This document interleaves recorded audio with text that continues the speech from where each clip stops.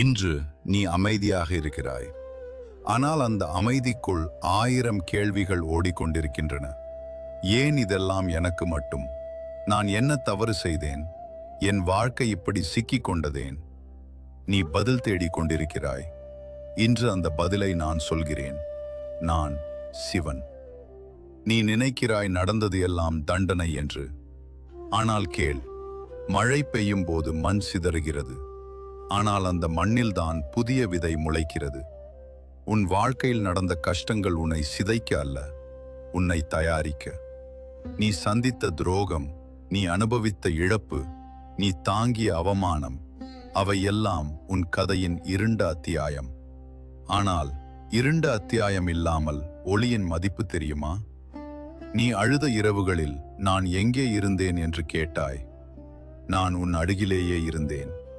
ஒரு தந்தை தன் குழந்தை நடக்க கற்றுக்கொள்ளும் போது அவன் கையை விடுவான். அவன் தள்ளுவதற்காக அல்ல, அவன் நம்பிக்கையுடன் நிற்க கற்றுக்கொள்ள. நான் உன் கையை விடவில்லை, நான் உன் உள்ளத்தில் வலிமையை வளர்த்தேன். நீ சொல்கிறாய், என் வாழ்க்கை தாமதமாகிறது. நான் சொல்கிறேன், உன் வாழ்க்கை துல்லியமாக நடக்கிறது.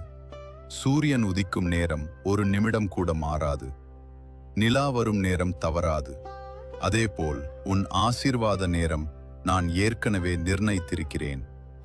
இன்று நீ காத்திருக்கிறாய், நாளை உலகம் உன்னை காத்திருக்கும். நீ அனுபவித்த வலி உன் பலவீனம் அல்ல, அது உன் ஆயுதம். காயம்பட்ட மரம் அதிக நிழல் தரும். அதேபோல் காயம்பட்ட மனம் அதிக கருணை தரும். நீ அனுபவித்த வலி ஒரு நாள் மற்றவர்களின் வாழ்க்கையை காப்பாற்றும். நீ எதிர்காலத்தை பார்த்து பயப்படுகிறாய். ஆனால் எதிர்காலம்